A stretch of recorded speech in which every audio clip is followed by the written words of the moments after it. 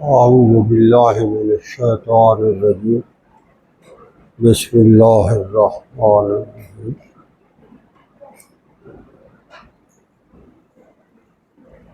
والمؤمنون والمؤمنات بعضهم اولیاء بعض یأمرون بالمعروف وینہون عن المنکر ویقیمون الصلاة ویؤتون الزکاة ویطیعون اللہ ورسولہ اولئک سیرحمهم اللہ ان اللہ عزیز حکیم وعد اللہ المؤمنین والمؤمنات جنات تجری من تحتها الانہار خالدین فیہا ومساکن طیبۃ فی جنات عدن ورضوان من اللہ اکبر ذلک هو الفوز العظیم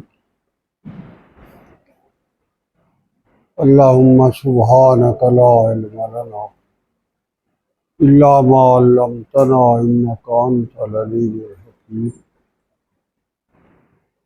رب اشرح لی صدری ویسر لی امری واحلل عقدۃ من لسانی یفقہوا قولی رب زدنی علما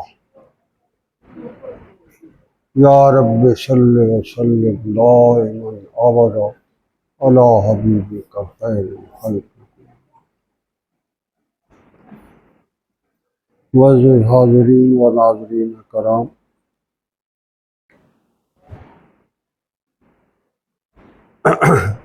منافقین کے احوال بیان ہوتے چلے آ رہے ہیں۔ پچھلا جو رکوع شروع ہوا تھا اس میں پہلے المنافقون والمنافقات بعضهم من بعض یأمرون بالمنکر وینہون عن المعروف، اب اس کے مقابل مومنین کے بارے میں بتایا جا رہا ہے۔ منافقون والمنافقات کے بعد اب اس کے تقابل میں والمؤمنون والمؤمنات بعضهم اولیاء بعض۔ جیسے میں عرض کیا کرتا ہوں، ایمان ایک دعویٰ ہوتا ہے، اس کو ثابت کرنے کے لیے، اس کی شہادت کے لیے، اس کی گواہی کے لیے اعمال صالح ہوتے ہیں۔ اور پھر قرآن کریم نے ایک اور قید لگائی ہے، الذین آمنوا وعملوا الصالحات واخبتوا الی ربہم۔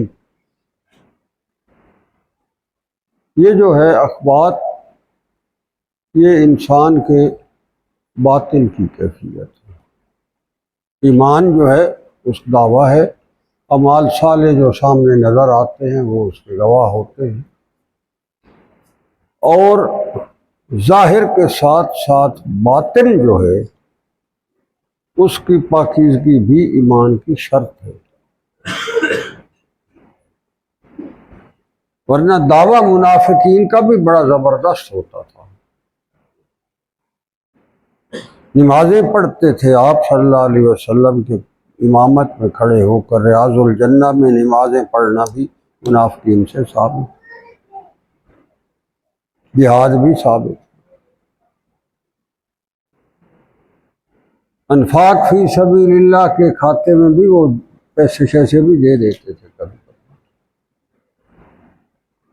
مگر اللہ نے ان کے ہر فعل کو رد کیا، دعوے کو بھی رد کیا ہے، ان کے اعمال کو بھی رد کیا، ان کی نمازوں کو بھی رد کیا، تاکہ ان کے ہر فعل پر جہنم کی وعید سنائی ہے بڑی ٹھوک بجا کر۔ ظاہراً ایمان کا دعویٰ تھا ان کے پاس، اعمال بھی۔ اب ظاہر ہے مسجد نبی کے اندر ریاض الجنہ میں آپ صلی اللہ علیہ وآلہ وسلم کی امامت میں نماز پڑھنے سے علاوہ اور عمل صالح کیا ہوگا؟ بظاہر دعویٰ۔ تو قرآن کریم نے یہ جو قید لگائی ہے نا، وَأَخْبَتُوا إِلَىٰ رَبِّهِمْ، یہ بڑی اور یہ آپ کے باطن کی کیفیت. آپ اندر آنے ایمان اور عمل صالح کے بارے میں آپ کے دل کی گہرائیوں میں آپ کا اپنا مطمع نظر کیا ہے، اس پر ذرا. تو جو اس سارے معیار پر پورا اترتے ہیں،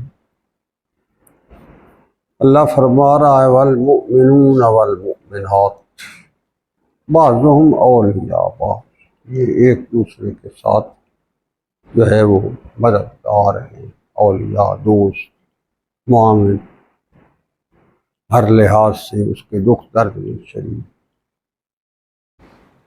آپ صلی اللہ علیہ وآلہ وسلم کی حدیث مبارکہ ہے کہ مومن جو ہوتے ہیں وہ ایک دیوار کی مانند ہوتے ہیں، جیسے دیوار کا ایک حصہ دوسرے حصے کو مضبوط کرتا. مومن روئے زمین پر جہاں بھی ہوگا وہ دوسرے زمین کے کنارے پر بسنے والے مومن کی مضبوطی کا سبب.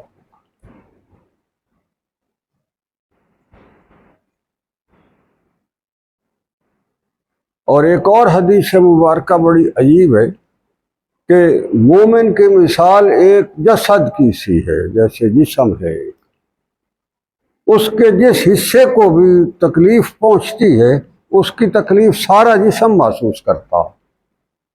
مثال کے طور پر آنکھ میں تکلیف ہو تو اس آنکھ کی تکلیف سے سارا جسم بندے کا بے چین ہو جائے.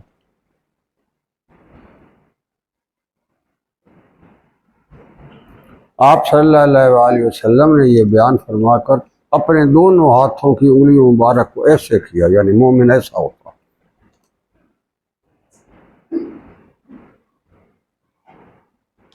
صحابہ فرماتے ہیں جب آپ صلی اللہ علیہ وسلم نے ہمیں فرمایا نا ایک مومن دیوار کی مانند ہوتا ہے اور وہ پھر دیوار ایک دوسرے کو مضبوط کرتی ہے، تو آپ نے پھر ایسے اشارہ کیا، ایسے کرتی.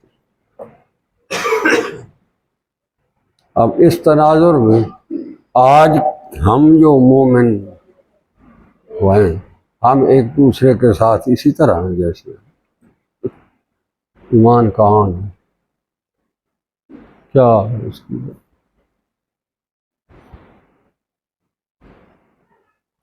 اس وقت صورتحال یہ ہے کہ آپ کفر کے گڑھ کسی ملک میں چلے جائیں، وہاں آپ جا کر کوئی مسجد میں نماز پڑھے، وہاں آپ کا دل مطمئن ہوگا. یہاں پڑھ رہے ہوں تو کوئی پتہ نہیں باہر کوئی آ کے خود کو حملہ ہی نہ کر. آج کے دور میں آپ اپنے شہر کے مسلمانوں کے ملک کے شہروں کے اندر آپ بازار میں جو ہے اپنے بال بچوں کو نہیں بیچ سکتے، خود نہیں جا سکتے. ڈکیٹیاں اور چوریوں کا عالم کیا ہے. ایمان کا قرآن کیا کہہ رہا ہے، ایمان کیا ہے، والمؤمنون والمؤمنات بعضهم اولیاء بعض، ایک دوسرے کے ساتھ ایسے. اور یہ فضا تب قائم رہ سکتی ہے جب یامرون بالمعروف وینہون عن المنکر، نیکی کی آپ جو ہے وہ بھلائی کی بات کریں، امر کریں. یامرون آپ اس کا سبب بنے، وینہون عن المنکر، اور منکرات کو آپ جو ہے وہ کاٹ کر رکھ دیں معاشرے. یہ ایمان کی پہلی نشان. یہاں تو مذہبی پرائیویٹ معاملہ ہے تو کہنوں کہ آپ کو تو سبھی نہیں آپ. طاغوت نے بہت تباہی پڑتی ہے مسلمان کے عقیدے میں، اس کے اخلاق میں، اس کی سوچ میں، اس کے کلچر میں، اس کی کوئی شعبہ اس نے ایسا چھوڑا نہیں ہے یہاں اس نے لقب لگا کر مسلمان کی ساری اساس کو تہس نہس کر کے ٹکڑے ٹکڑے کر کے پھینک دیا. ہم اسی میں اپنے لیے خیر اور برکت بنائے پڑے. یہی آپ ملکی سطح پر آ جائیں،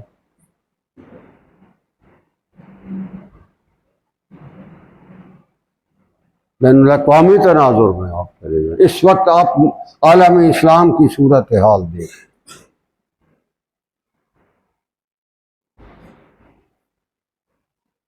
کافر کے ساتھ اب روابط دیکھ لیں اور اس کے مقابلے میں مومنین مظلوموں کی صورتحال دیکھ لیں۔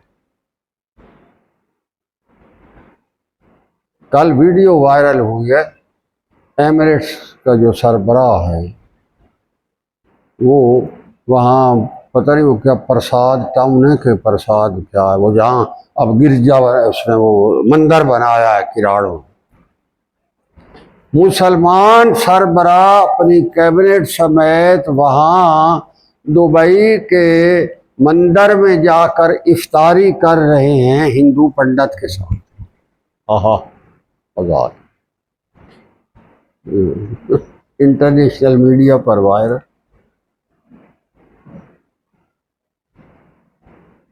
ہندو پنڈت بھی انگریزی میں تقریر کر رہا ہے ان کو پاس نامہ، اور اس کے جواب میں النجان جو ہے جو اس وقت سربراہ ہے دبئی کا، وہ اس کے جواب میں وہ بھی کلمات خیر جو ہے وہ پال رہا ہے۔ ٹیبل پر عورتیں مرد بیٹھے ہوئے ہیں، میوزک بج رہا ہے اور موسیقی کی جناب دھنوں میں روزہ کا افطاری ہو رہی ہے سربراہان مملکت اسلامی کا۔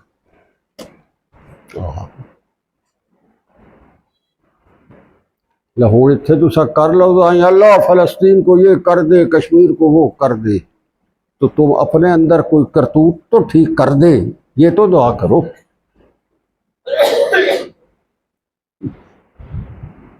اسی طرح ملک کی صورتحال آپ کے سامنے۔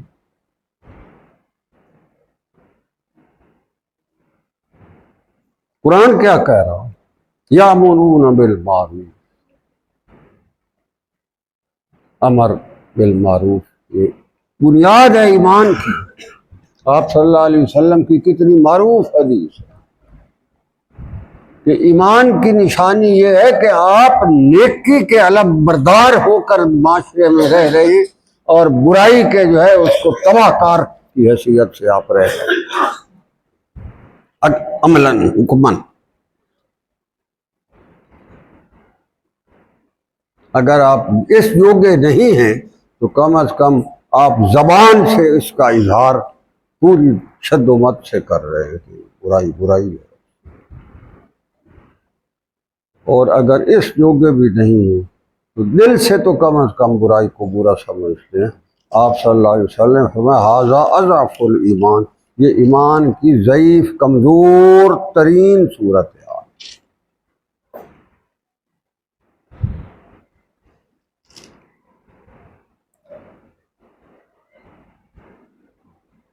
تو یہ سارا قرآن کریم کا معیار ہے، اس معیار پر فیصلے آتے ہیں۔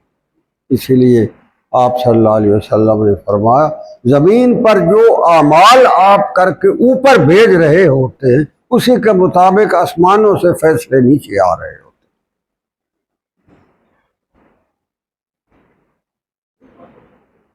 کیا ہے امن و امان کے قیام کے لیے اس وقت بھی ہمارے جو بجٹ ہیں قومی سطح پر، ان میں انتظامی مشینری جو ہے اس کے اوپر تقریباً 60-70% بجٹ کا صرف انتظامی مشینری پر لگ جاتا ہے، باقی ڈیولپمنٹ کیا ہو یا اسمبلیاں دے ممبران تے ممبرانیاں دے تو سازو خرچہ دیکھ لو، یہ کتنا ایک ممبر جو ہے وہ کتنے میں پڑتا ہے، کیا ضرورت ہے؟ 33% اس میں عورتیں ہیں، سوائے فیشن شو کے، اور ان عورتوں کا کوئی قومی سطح پر کردار ہو تو مجھے کیا کر رہی ہیں۔ اور اسمبلیوں میں کرپشن کا سب سے بڑا سبب بدکاری کا یہ ہولناک صورتحال ہوتی ہے اسمبلی کے جب سیشن ہوتے ہیں، اور ممبروں کے حوصلوں کی جو صورتحال ہے اس کا آپ اللہ پناہ ہے۔ اسلامی مملکت خدا داد پاکستان، گل چا کرو تو بیڑے۔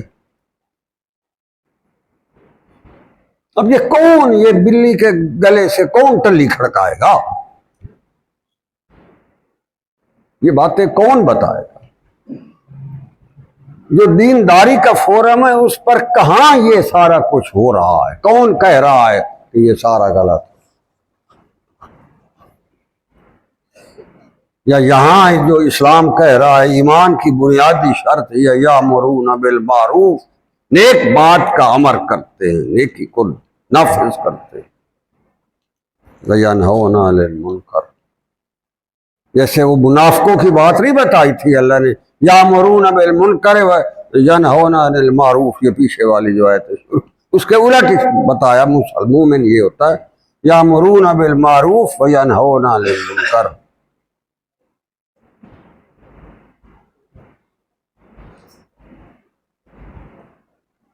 یہ صورت حال ہے۔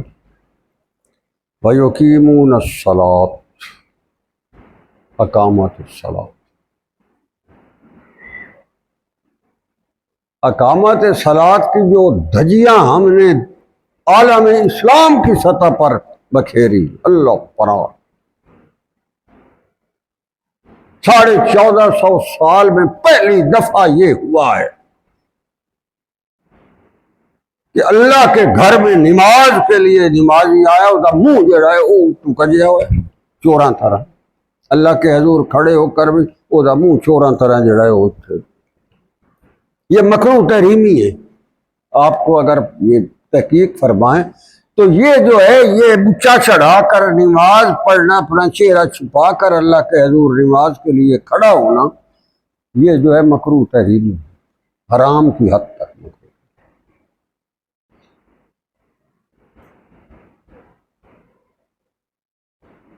وَيُقِيمُونَ الصَّلَاةَ، اقامت صلاۃ کی احادیث مبارکہ میں سب سے پہلی شرط واجب ہے وہ یہ ہے کہ صف بالکل سیدھی ہو اور نمازی جوڑے سے جڑا ہو، کندھے سے کندھا ہو، ملا ہوا ہو۔ حدیث اتنی گھناؤنی سازش ہوئی ہے اور اس قدر شدت سے پراپیگنڈا ہوا اور اس کو ایک ایسا واہیات قسم کا جواز بنایا گیا جس کے نتیجے میں امت مسلمہ کا یہ نماز جو ہے یہ ایک بہار تھی، معراج ہے مومن کی، اس کا ستیہ ناش کر کے رکھ۔ حرمین شریف بھی اس غلیظ پلیت سازش سے نہیں بچ سکتے، وہاں بھی یہ کچھ ہوا۔ اور عجیب بات یہ، اسی دوران ان کے اپنے فٹ بال میچ ہوتے تھے، 10 لاکھ کے اسٹیڈیم میں عورتیں مردیں کٹھی بالکل بغیر کسی اس کے بچے کے اور کچھ بھی نہیں، ماس شاس بھی کوئی، اسی دوران ہوتا رہا، یہ بھی وائرل ہے۔ پھر اس کے بغیر واجب کے بغیر نہیں ہوتی نماز۔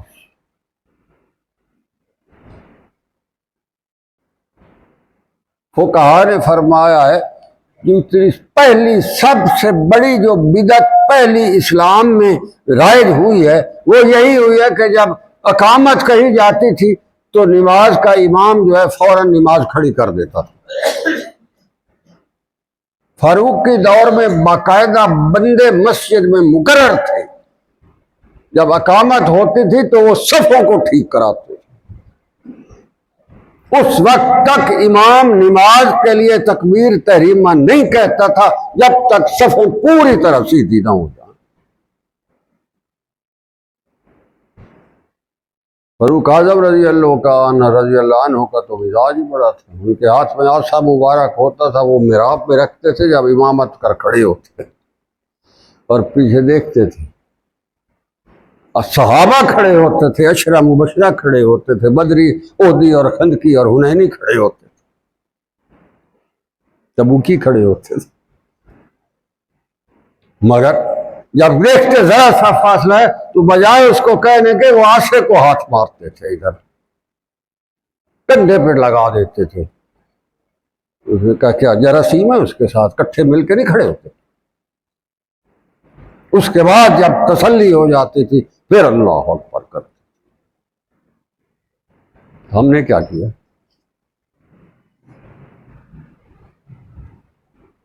کسی نے نہیں کہا۔ وہ کسی نے کہا جی وہاں ایوان صدر میں 6 فٹ نماز کے لیے انہوں نے کہا جی ہم نے کروانی ہے،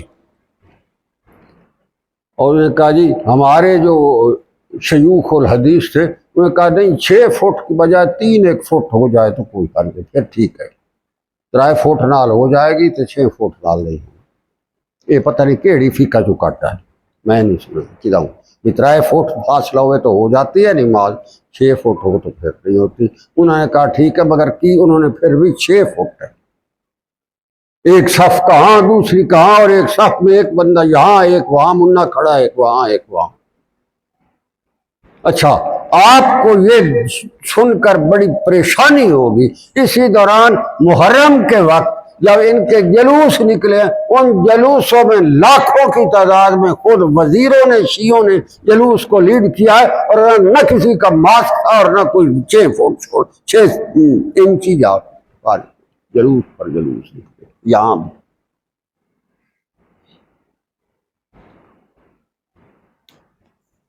اللہ کہہ رہا ہے وَيُقِيمُ الصَّلَاةَ وَيُقِيمُونَ الصَّلَاةَ۔ یہ کہاں ہے یار، یہ کیا ہو رہا ہے؟ کیوں؟ اس سے پہلے بھی وبائیں آئی ہیں۔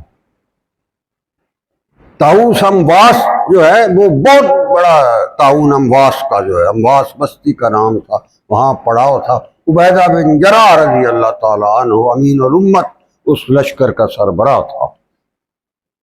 طاعون جو پھوٹا سارے اسلامی لشکر کے اندر اس کی وبا آئی، اور اس میں حضرت عبیدہ بن جراح رضی اللہ عنہ، سہیل بن عمر رضی اللہ عنہ، بڑے بڑے اکابر صحابہ جو ہے وہ اسی طاعون کی وجہ سے شہید ہو گئے۔ کہیں سے کوئی روایت ذرا نہیں ہے کہ انہوں نے کہا ہو بھائی طاعون کی وبا آئی ہوئی ہے، آپ جو ہے فاصلہ کر کے نماز پڑھے یا منہ سے گچا چھاڑ۔ وبائیں تو پہلے بھی آتی رہی ہیں، یہ بھی متعدی مرض ہے، طاعون متعدی مرض نہیں، انفیکشس ڈیزیز ہے یہ بھی۔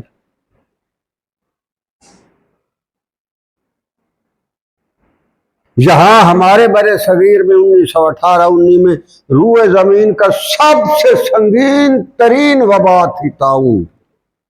گھر میں 11 بندے تھے، 11 کے 11 کے جنازے اٹھ گئے، گھر خالی، روز ہزاروں کی تعداد میں 80,000 90,000 بندہ مرتا۔ یہ تو اپنے گھر کی بات ہے، 1900 آپ ریکارڈ دیکھ۔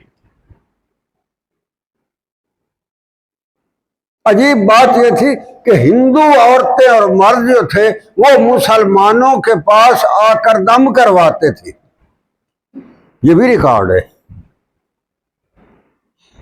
آتے تھے سنا ہے آپ دم کریں تو یہ وبا ختم ہو جاتی ہے، ہوں کیاڑ بہتے اتھو گل کریں تو ساڑھے فاصلے 6 فٹے ہو جاتے، ہوں دم میں ہوا پیا ساڑھے الٹا۔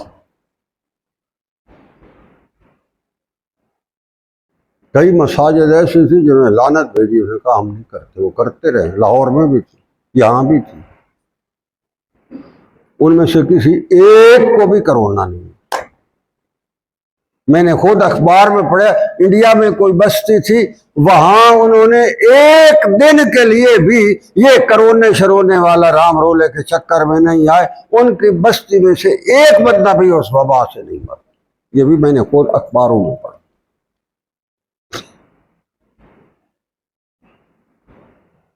یہ وبائیں، وبا تو تھی، اس کو تو ہم نہیں کہتے وبا نہیں تھی، وبا اگر تھی بھی تو وبا کا یہ علاج تھا کہ ساری اس وبا کا علاج یہ 6 فٹی مسیح نماز چاہ گئی، یہ اس کا علاج تھا۔ اتنی بڑی گھرانی یہ سازش ہوئی، تراویاں ختم ہو گئی، مسجدوں کو تالے لگ گئے، رمضان شریف میں لوگ گھروں میں بیٹھ گئے، اعتکاف اس سال ختم ہو گئے۔ مضحکہ خیز منظر ہوتا تھا کہ نماز تو مومن کی شان ہے، اور اس کی عجیب، اس کی تو بڑا رعب ہے، بڑی ہیبت ہے۔ کافر دیکھ کر بھی حیران ہوتے تھے وہ مسلمانوں کا انداز عبادت کیا ہے۔ تو جو اس دفعہ تباہی ہوئی ہے پچھلی صفحہ یہ کرونے میں، اللہ معافی۔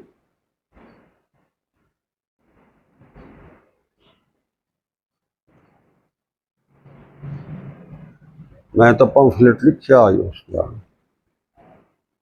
28 پیج اس کا میرا پمفلٹ تھا۔ کرونا کی وبا اور ہماری حکمت عملیاں۔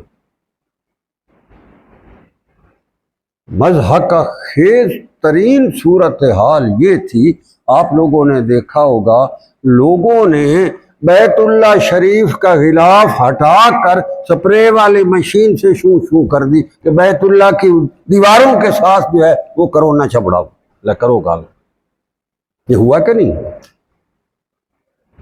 ہائے ہائے، ریاض الجنہ جو جنت کا باغوں میں سے ایک باغ ہے، آپ صلی اللہ علیہ وسلم کے روزہ مبارک کی جالیاں شریف جو ہیں ان کی طرف کر کے وہ سپرے گن شو شو شو ہوتی ہے، اندر کرونا بڑھیا پڑا۔ وہ تو جنت ہے، وہ ظالموں، اس سے بڑی توہین کیا ہوگی؟ یہ بھی ہوا؟ کون ہے جو منکر کہہ سکتا؟ تو پھر ہونا تو ہے وہ مسلمان کے ساتھ بڑا زیادتی تو بڑا ظلم۔ میں نے کہا مسلمان کے ساتھ اللہ کی رحمت کی وجہ سے جو اس کے کرتوت ہیں، یہ تو عاد اور سمود والے عذاب آنے چاہیے۔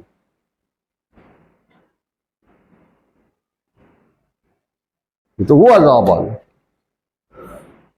اتنا بڑی اللہ کی ایک عبادت، جس کی نماز، جس کی معراج ہے، جتنے اسلام کے احکام ہیں نا وہ سارے زمین پر نافذ پر اعلان ہوئے۔ یہ نماز کا حکم ایسا ہے جو آسمانوں پر اللہ نے دیا۔ نماز کا جو حکم ہے یہ اللہ کریم نے فرض جو کی ہے وہ آسمانوں پر معراج شریف کے دوران نماز کا حکم فرض ہے۔ یہ تو حکم ہی اوپر کا، اس لیے کہتے ہیں مومن کی معراج ہے یہ نماز، حدیث مبارک ہے۔ تو مومن کی معراج کے ساتھ جو زمین پر حشر ہوا ہے، میرا اللہ بچا، اللہ پناہ۔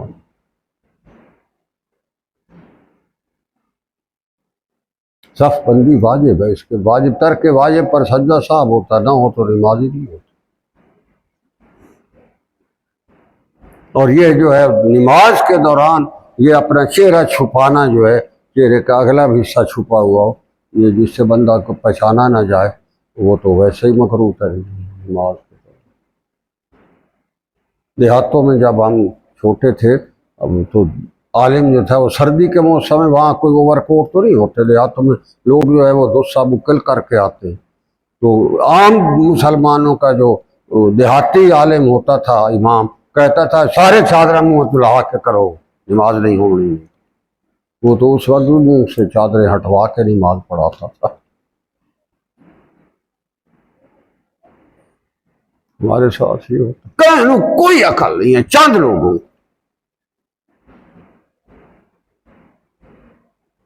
انہیں کہا جی یہاں اگر کسی نے ہمیں فتویٰ نہ دیا تو ہم یہاں مصر سے جامع ازہر سے فتویٰ لے آئیں۔ مولوی آخیا بھائی ساڑھی ٹھڑ پہنچی گئی، اتھا ہی فتویٰ دے دیو۔ نہ کہ ٹھیک ہے کرو۔ کسی نے مجھ سے پوچھا تھا جی وہ جامع ازہر سے فتویٰ آ رہا ہے، میں کہ جامع ازہر والے سے تو اس بات کا فتویٰ لینا چاہیے کہ جامع ازہر میں اب لڑکیاں اور لڑکے کٹھے بازو ایک دوسرے میں ڈال کے سگریٹیں منہ میں ڈال کے جو پھر رہے ہوتے، فتویٰ تو اس پہ لینا چاہیے بھائی یہ جائز ہے کہ نہ جائز ہے۔ جامع ازہر دے مفتی سے تو یہ فتویٰ لو بھائی یہ جو تمہارے دادارے میں ہو رہا ہے یہ جائز ہے، منہ میں سگریٹ ہے، نکر بوشٹ پہنی ہوئی ہے، لڑکیاں اور لڑکے جڑے نو کٹھیاں بانچ کرتے پھر، تو وہاں تو یہ ہو رہا ہے بھائی۔ اس کو یہ فتویٰ لو بھائی یہ ٹھیک ہے، کرونا تو بات بھی گل اے کرونا ٹھیک ہے، اسے تو یہ فتویٰ لینا چاہیے۔ ہائے وَيُؤْتُونَ الزَّكَاةَ، زکوٰۃ دیا کرو۔ زکوٰۃ کو آج کل وہ کہتے ہیں یہ تو کوئی توان کی بہن لگتی ہے۔ یہ دور نبی میں بھی ایک منحوس نے کہا تھا، منافق، اس نے بھی یہی کہا، اس کے پاس زکوٰۃ لینے کا جب ہے اس نے کہا یہ زکوٰۃ مجھے تو کوئی جزیہ کی بہن لگتی ہے، جیسے کافر سے جزیہ نہیں لیا جاتا اس کو رہنے کے لیے، کہتے تھے ہمیں تو یہ جزیہ لگتا۔ ہمارے لیے آپ دیکھو زکوٰۃ کا کیا حال، کون دے رہا ہے، کتنے دے رہے ہیں، کیا ہو رہا ہے۔ اور جو جا رہی ہے بینکوں سے کاٹ کے اس کا مصرف کہا، میں نے پہلے بھی بتایا تھا، میں نے خود اخبار میں پڑھا تھا کہ زکوٰۃ کا مصرف جو آڈیٹر جنرل نے ایک دفعہ کیا، اس نے کہا کہ جی زکوٰۃ کے پیسے سے ہمارے ملک میں جو ثقافتی طائفے ہیں باہر جو جاتے ہیں ناچنے گانے والے میراثی بندی، وہ سارے جو تھے وہ جا کر وہاں ناچ گا کر آئے، اس کا بل زکوٰۃ فنڈ سے دیا، چال بہترین مصرف آیا زکوٰۃ۔ یہ خود آڈیٹر جنرل نے آبجیکشن کیا تھا کہ پاکستان میں جو زکوٰۃ بینکوں سے وصول کی گئی ہے اس زکوٰۃ کا مصرف میں ثقافتی طائفوں کے اخراجات کہاں سے، ان کے دوروں کا خرچہ کہاں سے؟ زکوٰۃ یہ سے لے ہو جائی ہوگی تو مصرف یہ ہوئی ہوگا، تبلے سریا میں جاؤ یہ وَيُقِيمُونَ الصَّلَاةَ۔ ہمارا یہ سارا کچھ کر کے وَيُطِيعُونَ اللَّهَ وَرَسُولَهُ، اللہ اور اس کے رسول کا جھنڈا جو ہے وہ بلند رکھنا، یہ مومن کی بنیادی ایمانی غیرت ہے۔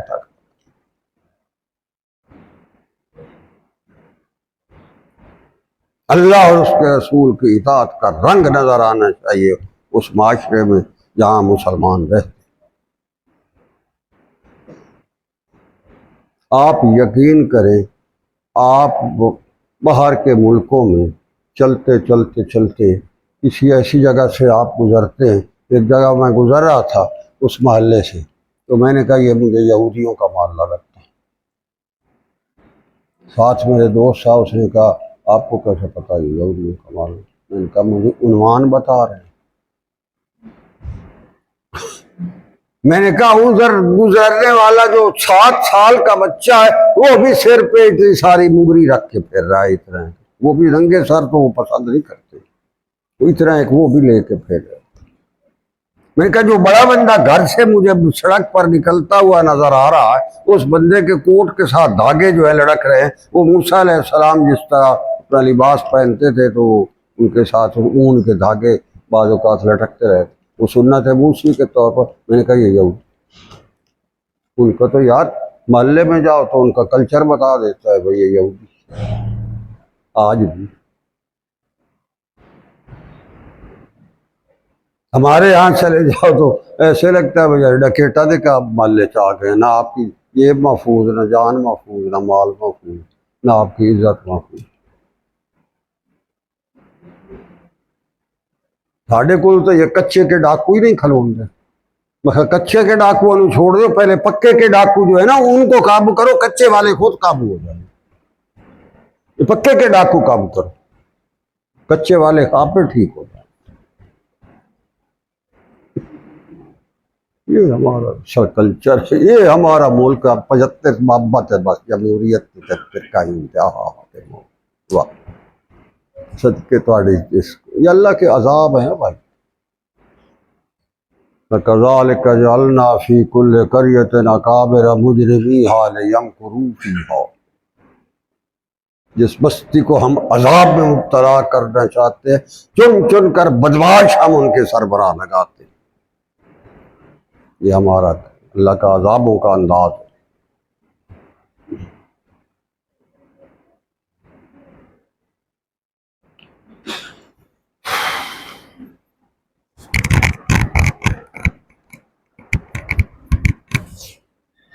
اللہ کہتا ہے جب تم میرے اور میرے رسول کی تم اطاعت کرو گے، ان کا حکم چلاؤ گے، نماز زکوٰۃ کرو گے، امر بالمعروف نہی عن المنکر ہوگا، اولئک سیرحمہم اللہ، پھر اللہ تم پر رحم کرے۔ یہ کلیہ ہے بھائی اللہ کی رحمت کا۔ بدماشوں کے لیے کیا اللہ کی رحمت میں تو غضب لائی، چوروں ڈکیٹوں بدماشوں زکوٰۃ کے انکاریوں نماز کے جو فراری ہوں ان میں کیا ہو؟ اولئک سیرحمہم اللہ، اللہ ان پر پھر رحم کرتا ہے۔ تو اس طرح کے سمجھ ان اللہ عزیز حکیم، اللہ بہت بڑی زبردست حکمتیں کا رب ہے اور حکمتیں اسے آتی ہیں، غلا غالب، وہ چاہے تو سب کچھ کر سکتا ہے، وہ اس لیے نہیں چاہتا کہ ہم اس قابل نہیں، ورنہ تو وہ رحم کرتا ہے، بڑا رحم۔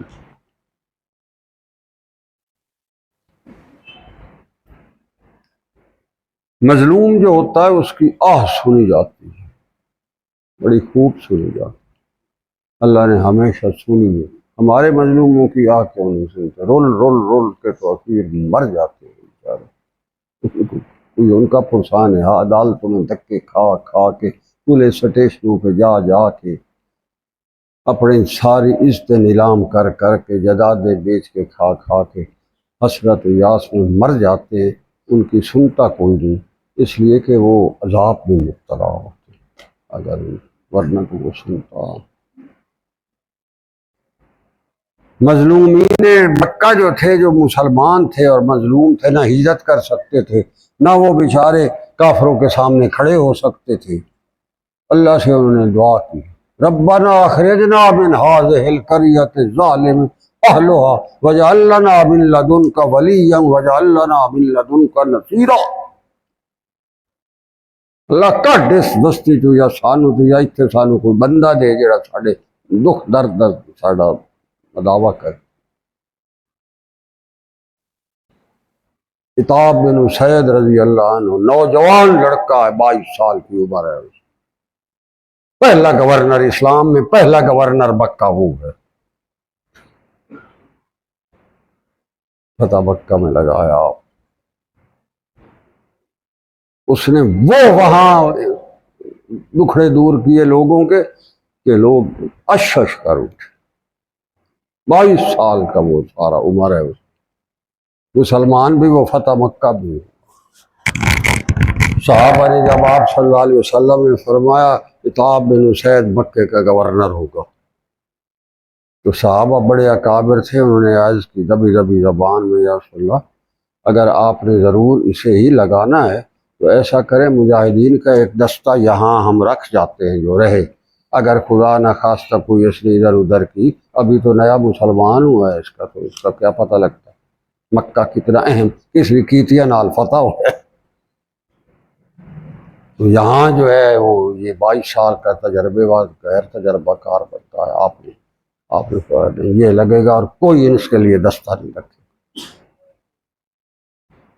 تاریخ مکہ میں اب بھی 1450 سال بعد تاریخی اعتبار سے بھی دنیا نے تجزیہ کر کے کہا تاریخ مکہ میں سب سے اس وقت تک بہترین گورنر اگر کوئی ہوا ہے عتاب بن اسید۔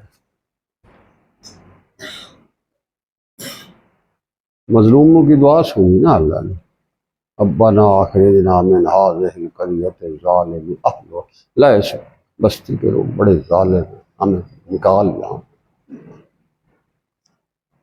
وَجَعَلْ لَنَا مِن لَّدُنْكَ وَلِيًّا وَجَعَلْ لَنَا مِن لَّدُنْكَ نَصِيرًا۔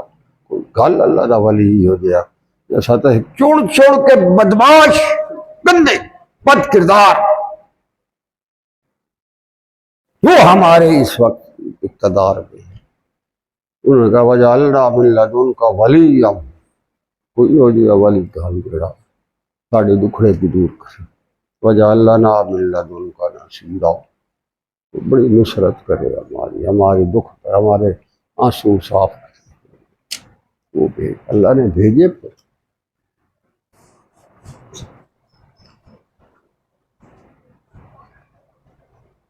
صحابی فرماتے ہیں ایک دفعہ آپ صلی اللہ علیہ وسلم نے ارشاد فرمایا ایک وقت آئے گا شط العرب سے ایک نوجوان خاتون اکیلی زیوروں سے لدی پھندی حج کے لیے آئے گی، بیت اللہ کا طواف کرے گی، حج کے مناسک کرے گی اور اکیلی واپس چلی جائے گی، اس کی طرف آنکھ اٹھا کر دیکھنے والا کوئی نہیں ہوگا، اور وہ اس صحابی کہتے ہیں میں نے عرض کی یا رسول اللہ راستے میں تو بنی طے کا قبیلہ آتا ہے، وہ تو ڈاکو ہے، وہاں سے بھی گزر جائے گی، میں بول دیا۔ وہ فرماتے ہیں فاروقی دور تھا، بیت اللہ میں بیٹھا تھا، حج کا موسم تھا، اچانک میں مطاف میں دیکھتا ہوں ایک نوجوان عورت ہے، زیوروں سے لد پھندی جائے، اکیلی تن تنہا طواف کرتی ہے۔ مجھے وہ حدیث مبارک یاد تھی۔ میں نے جا کر کے اس سے پوچھا بی بی کہاں سے آئی؟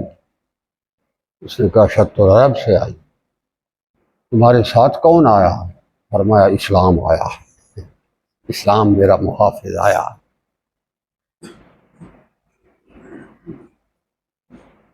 اس نے کہا تمہیں کسی سے کوئی خدشہ نہیں؟ اس نے کہا جب اسلام موجود ہے تو پھر کسی سے کیا ڈر، پھر کسی کی ضرورت ہے کوئی دیکھے؟ میں حج کر کے اپنا طواف ادا کر چلی جاؤں۔ تو میں نے اس حدیث مبارک کی عملی تعبیر خود بیت اللہ کے مطاف میں دیکھی۔ اللہ کہتا ہے میں پھر رحم کروں گا، اولئک سیرحمهم اللہ ان اللہ عزیز الحکیم۔ تم ٹھیک ہو جاؤ تو میری ساری حکمت عملیاں بھی اس کے مطابق آ جائیں، میں تو غالب ہوں، میں تو کرتا ہوں۔ انعامات ربانی پھر اس نے کہا جو ہمارے ہو کر اس جہان میں رہتے ہیں ہم انہیں کیا عطا کرتے ہیں۔ آگے وہ ہے جیسے ادھر ہے قرآن کریم پچھلے رکوع میں منافقین کیا وعد اللہ المنافقین والمنافقات والکفار نار جہنم خالدین فیہا ہی حسبہم ولعنہم اللہ لعنتم اللہ۔ لانتا دے تبک ساڑھے گالن ساڑھا حال تاں ہے، ورنہ مومن ہو تو اسلام ہو تو پھر بھلا یہ کیسے ہو سکتا۔ اللہ کہتا ہے جیسے کہا نا وعد اللہ المنافقین والمنافقات، میرا وعدہ ہے منافقین سے، بالکفار نارا جہنم کا، ہم جہنم میں رہ رہے ہیں، آپ یقین کریں۔ صرف وہ جہنم والے فرشتے کھلے مارن والے کوئی نہیں، باقی سانو حالات نے کھلے پورے چھوٹتے کھلے۔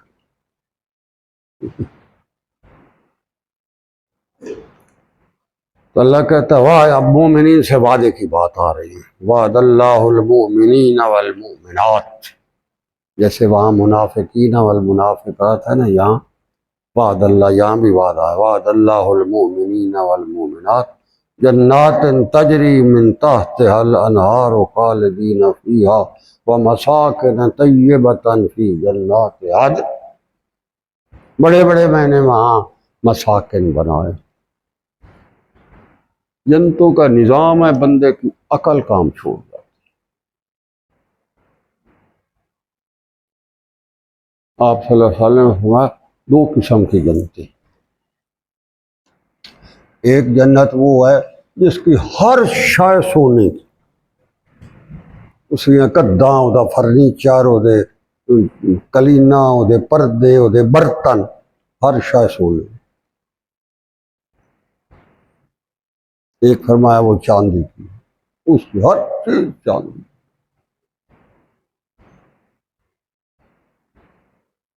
اور اللہ بندے کو چائس دے گا سنا کیڑی جنت تین پسند ہے، دیکھ لے جیڑی پسند ہی لے۔ وعد اللہ، وعدہ ہے میرا، میں دوں گا۔ وَلِمَنْ خَافَ مَقَامَ رَبِّهِ جَنَّتَانِ، کہتا ہے جس نے ہمارے ساتھ معاملہ ٹھیک کیا اور میری ہیبت اور غصے سے ڈرا، دو جنتیں اس کو دی، ایک چاندی کی ہے اور ایک سونے کی۔ اسے کہتا ہوں جا دونوں چاہیے لے جا، ایک چاہیے جیڑی تین پسند ہے لے جا۔ وعد اللہ، میرا وعدہ ہے۔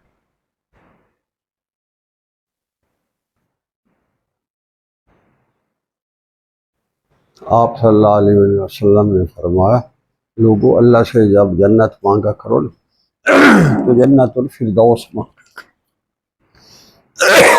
حدیث مبارک۔ صحابہ نے عرض کیا رسول اللہ جنت الفردوس کے کیا ہوگی؟ فرمایا جنت الفردوس جو ہے نا وہ جنت ہے جس میں سے جنت کی ساری نہریں جو ہے نا، دودھ کی، شراب کی، پانی کی، شہد کی، ساری جو نہریں ہیں نا اسی سے نکلتی۔ تو جو بندہ نہر کے منبع پر بیٹھا ہو وہ تو ساری موج بوئی کر جائے۔ اور دوسری بات یہ ہے کہ جنت الفردوس کی چھت کے اوپر اللہ کا عرش ہے، اس کے عرش کی جو ساری بہاریں ہیں وہ بھی انہیں ملے۔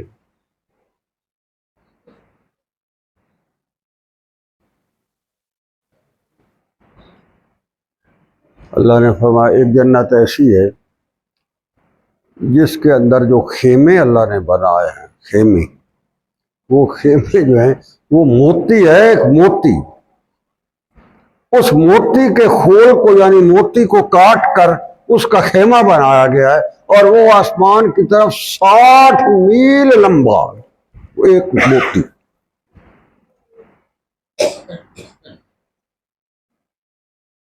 60 میل لمبا ہے، اور اس کو تراش کر اس کے اندر خیمہ بنایا گیا ہے، اور جس میں بندے کا چلتے رہا۔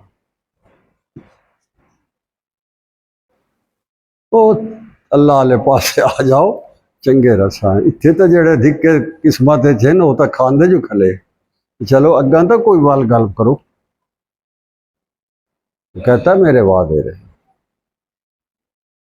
اتنا وسیع و عریض وہ خیمہ ہے کہ وہ فرماتے ہیں اس کے اندر جو حوریں اور اس کی جو خادمائیں ہوں گی وہ جو بیٹھی ہوں گی مگر ایک دوسرے کو دیکھ نہیں سکیں گی، اتنا فاصلے پر، اتنا چوڑا لمبا وسیع ہوگا۔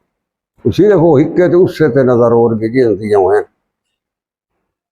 وہ آپس ایک بہن والوں نہ گل کرنا پسند کرے سے نہ ویکھنا پسند کرے سے ایک دوسرے کو، یہ بھی حدیث۔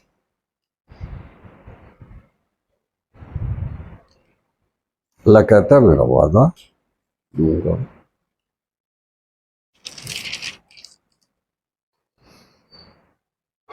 جنات عدن، جنات عدن جو ہے اس کی وسعتیں جو ہیں عجیب ہیں۔ جنات عدن جس کو عطا ہوگی اس کو جو محل عطا ہوگا اس کے 5000 دروازے ہیں اندر کمرے اللہ جانے کی طرف، اور ہر دروازے پر اس کا دربان کھڑا، پہریدار کھڑا، اور اس کے اندر جو سیرگاہیں ہیں اور جو وہاں اس کے لیے نہریں ہیں، شکار گاہیں۔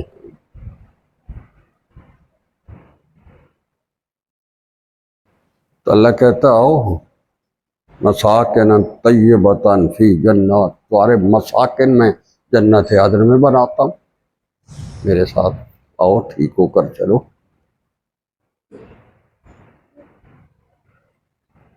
آپ صلی اللہ علیہ وآلہ وسلم نے فرمایا کئی محلات ایسے ہیں جن محلات کے اندر اور باہر ٹرانسپیرنٹ ہے، آپ اندر بیٹھے ہوں گے تو باہر والے نظارے آپ دیکھ رہے ہوں گے، باہر کھڑے ہوں گے تو آپ اپنے محل کے اندر کی رون کے باہر کھڑے ہو کر بھی دیکھ سکتے، ان کی دیواریں ٹرانسپیرنٹ ہیں، یہ بھی حدیث ہے مبارک۔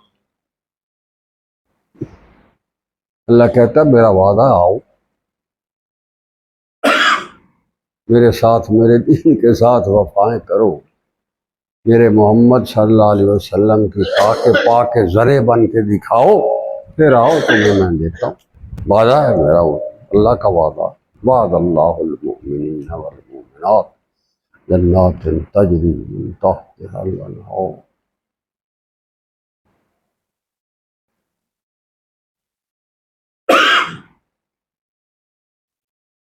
لوگوں کے مزاج ہیں نا اپنے۔ آپ صلی اللہ علیہ وسلم ایک دفعہ جنت کے احوال بیان فرما رہے تھے، ایک دیہاتی عرابی پیچھے بیٹھا تھا، سنتا رہا، وہ کھڑا ہو گیا، اس نے کہا یا رسول اللہ مجھے تو جنت نہیں چاہیے،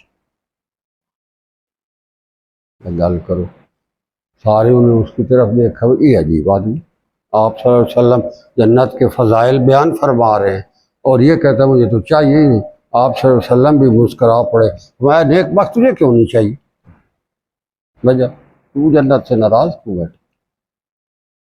تو اس نے کہا یا رسول اللہ میں تو یہ آپ فرما رہے ہیں، میں سوچ رہا ہوں کہ جنت میں آپ کا جو مکان ہوگا وہ تو کہیں پتہ نہیں، کہیں اوپر کہیں ہوگا، ہم تو نیچے کہیں ہوں گے اگر گئے بھی تو۔ یہاں تو میں دیہات سے جب آتا ہوں میرا دل کرتا ہے میں چلا آتا ہوں، آپ کے حضور بیٹھ جاتا ہوں، آپ کو رج کے دیکھتا رہتا ہوں جب تک میرا دل کرتا ہے اور میں سیراب ہو کر اٹھ کے جاتا ہوں۔ تو اگر میں وہاں جنت میں چلا گیا تو وہاں پتہ نہیں آپ کا کیا پہرے کا انتظام ہوگا، کوئی مجھے آنے دے گا نہیں آنے دے گا، جانے دے گا نہیں جانے دے گا۔ تو جب میں یہ تصور کرتا ہوں تو میں کہتا ہوں مجھے وہ جنت نہیں چاہیے، یہی بہت ہے۔ جب میں آتا مجھے کوئی روک ٹوک تو نہیں ہے، آپ سے مل لیتا ہوں، بیٹھ لیتا ہوں، بات کر، آپ کی زیارتیں کرتا ہوں، دل خوش کرتا ہوں، چلا جاتا ہوں۔ میری تو یہ جنت۔ اوہ اللہ بھی تو اوپر ہے، جو کہتا ہے وعدے۔ اللہ نے ہوا اس کو بتاؤ درویش کو میری جنت کو رد نہ کرے۔ من یطع الرسول من یطع اللہ ورسولہ فاولئک الذین انعم اللہ علیہم من النبیین والصدیقین والشہداء والصالحین وحسن اولئک رفیقا۔ اللہ کہتا ہے تو کہتا ہے میں محمد رسول اللہ کو تیرے سے روک لوں گا، تو آ میری جنت میں 1,24,000 پیغمبروں کے دروازے تیرے لیے کھول دوں گا۔ تو جس نبی کی زیارت کرے گا میری طرف سے اجازت ہے، میری جنت رد نہ کر، تجھے کیا پتا وہاں میں نے کیا رکھا۔ شہداء، اس کے بعد شہداء، صالحین، وحسن اولئک رفیقا، انبیاء اور صدیقین سے لے کر صالح، جس جنت تیرے لیے ہے، تو جو چاہے گا وہاں تجھے ملے گا، جس کے پاس جانا چاہے گا کوئی تجھے نہیں روکے گا۔ تو کسی نبی کے جا کے زیارت کسی کی بھی کرے گا، وہ کہے گا ساتھ بسم اللہ ہو صحیح بہو، تو میں نے وہاں وہ ماحول بنایا ہوا ہے، تو کیا جانتا، تو آ تو صحیح ایک دم۔ جب اسی وقت یہ آیت مبارکہ آئی، آپ صلی اللہ علیہ وسلم نے پڑھ کر سنائی، اس نے کہا جی ہوں ٹھیک ہے، یہ جنت لگے جاؤں گے کوئی بات نہیں۔ یہ 12.5 دی پھر ٹھیک ہے۔ یہ درویش تھے تو جنتیں انہیں سجتی ہیں بھائی، ہمارے پاس کیا ہو، ہمیں جنتوں سے کیا لینا۔ حضرت یہ جیڑی پاکستان ساڑھے کان جنت بنی کھلیے تھے، چوڑے بڑائی کھلے نہیں، یہی ساڑھی جان جنت نہیں۔ جنت میں ایک سب سے بڑا مقام، سب جو جنت کا کلائمیکس ہے پتہ کیا، اس محلے کا نام ہے وسیلہ۔ حدیث شریف میں آیا ہے اس جنت کا نام جو سب سے اونچی جنت، اس میں آپ صلی اللہ علیہ وسلم سے صحابہ نے کہا یا رسول اللہ وہ وسیلہ کیا ہے؟ فرمایا وہ جنت ہی ایسی ہے، وہ صرف اللہ نے پوری انسانیت میں ایک بندے کے لیے بنائی۔ صحابہ نے عرض کیا رسول اللہ وہ تو پھر آپ ہوئے نا؟ آپ نے کہا ہاں وہ صرف ایک بندے کے لیے، اور وہ میں ہوں، ظاہر ہے مجھے ہی دے گا، اور تو میرے علاوہ تو کسی کو نہیں دیتا۔ صحابہ حیران ہے۔ آپ صلی اللہ علیہ وسلم نے فرمایا تمہیں ایک اور گر کی بات بتاؤں؟ میں کہا یا رسول اللہ ضرور بتائیں۔ فرمایا تم میرے لیے وسیلے کی جنت کی دعا کیا کرو، اللہ نے قبول کر لی تو اس کے وسیلے سے تمہیں بھی وسیلے کی زیارت ہوا کرے گی، تم بھی جا کے ہو آیا کرو گے، وہاں کے گھر تو وہ میرا ہوگا، پر یہ ہے کہ تم بھی وہاں پھری ٹوری کر لو گے، تمہیں بھی میرے لیے یہ دعا کیا کرو۔ صحابہ نے عرض کیا رسول اللہ کب کیا کریں؟ میں جب مؤذن اذان دیتا ہے نا تم پیچھے دہرایا کرو، اسی لیے ہے نا حدیث جب مؤذن اذان اللہ اکبر تو تم بھی پیچھے کہا کرو، جب وہ کہتا ہے حی علی الصلاۃ حی علی الفلاح تو تم لا حول ولا قوت الا باللہ العظیم پڑھا کرو، فجر کی نماز میں جب وہ کہتا ہے الصلاۃ خیر من النوم تو تم صدقت و بررت، اس کا مطلب ہے ٹھیک آئے تو ٹھیک آکھے، صدقت سچ کہا اور خوب کہا تو، الصلاۃ خیر من النوم اس کا جواب۔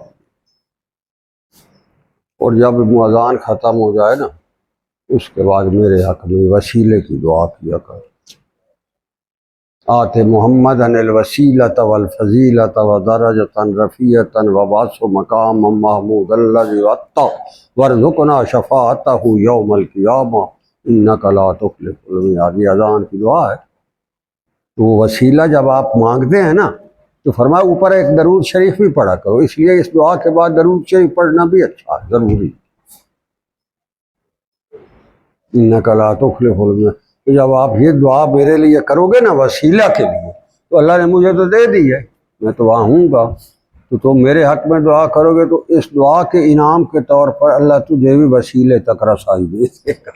جل سیر شیر کرا جا کے آپ صلی اللہ علیہ وسلم مل لگا گپ شپ لا جا کے، یہ اذان کے بعد اس دعا پڑھنے کا یہ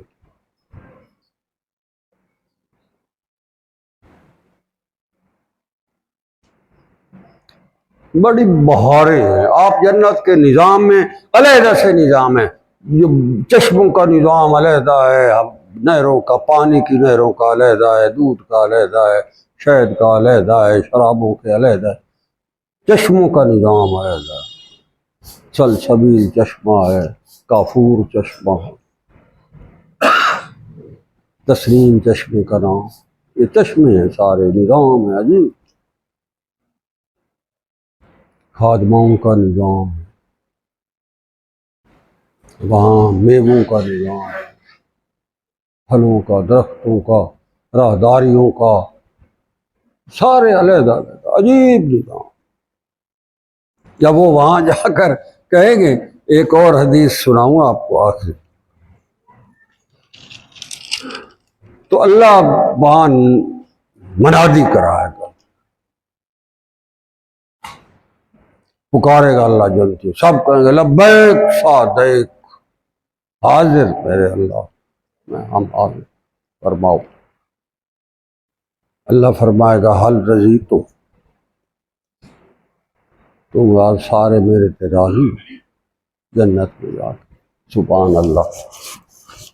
اعمال وہ ہوں جتھے بندہ جائے تو پھر اتھے باہر ہوئے گے، ایسا کیڑا اتھے کھلے کھاندے رہتے اتھے وہیں تے کھلے کھاتی رہو، کیا زندگی ہے یار، اللہ پناہ دے۔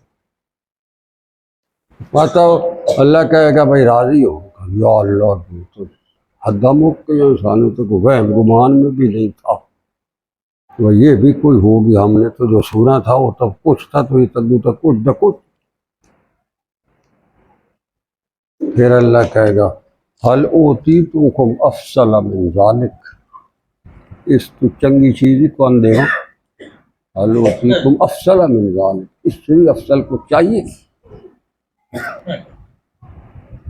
اور تو ہماری تو تصور نہیں کوئی نہیں، کیا اس سے بڑی اور کیا ہوگی، ہمارے تو وہم گمان میں بھی یہ کوئی۔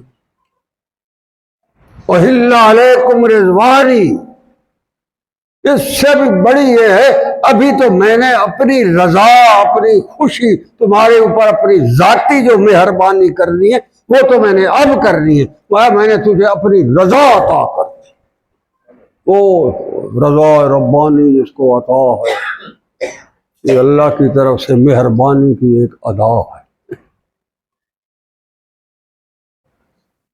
ماسخط علیکم بعدہ ابدا، اب میں تمہارے اوپر اتنا راضی ہوں کہ ہمیشہ ہمیشہ کے لیے میں راضی ہی رہوں گا، کبھی تجھ سے ناراض نہیں ہوں گا۔ اس آخیا ہوں جنت تران کا پتا، یہ حدیث ہے۔ تو اللہ کہتا ہے جس کو میں یہ دیتا ہوں، ورضوان من اللہ اکبر، جنت کا ذکر یہی بات ہے نا، میری جو خوشی اور رضا ہوگی اس جنت سے بھی ملے۔ اس لیے تو اس نے کہا تھا کہ مجھے جنت میں کچھ بھی پسند نہیں ہے، صبح میں نے بتایا، اس نے کہا مجھے کچھ نہیں پسند ہے، مجھے تو پسند ہے، بس۔ اللہ کہتا ہے جس کو یہ کیفیت ہوگی نا جنت میں بھی، اسے صرف میں ہی میں ہوں گا، وسیلہ جنت میں محمد اور رسول اللہ ہوں گے، ادھر عرش اللہ کا ہوگا، وہ ادھر بیٹھا ہوگا، ادھر نظر اٹھے گی تو محمد اور رسول اللہ نظر آئیں گے، ادھر اٹھے گی تو اللہ نظر آئے گا۔ اللہ کہتا ہے ورضوان من اللہ اکبر، اس سے بڑی جنت اور کیا چاہیے، میں دیتا ہوں، آؤ، وعدہ ہے میرا، لو،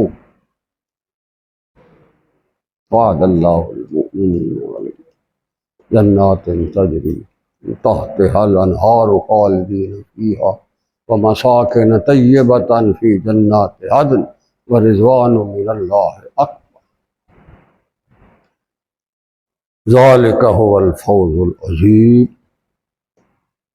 کہتے ہیں یہ اصل میں ہے، تمہاری لائف کا جو کرکس ہے، جو اصل نچوڑ ہے، جس کے لیے میں نے تجھے پیدا کیا تھا، جو میں تجھے دینا چاہتا ہوں، جیسا میں تجھے دیکھنا چاہتا ہوں، اگر تو وہاں آ جائے تو یہ تیرے لیے بڑی کام ہے، پھر تو جت گیا، تیری زندگی کا حاصل تو لے گیا۔ یہ تو باقی تو کھلے تے تھوڑے ہی ہیں، جو اتنے کھاندے کھلے اتنے گئی نہیں۔ اللہ کہتا ہے تم اس طرف آؤ، یامرون بالمعروف وینہون عن المنکر ویقیمون الصلاۃ ویؤتون الزکاۃ ویطیعون اللہ ورسولہ اولئک سیرحمہم اللہ، میں تمہارے اوپر رحم کر دوں۔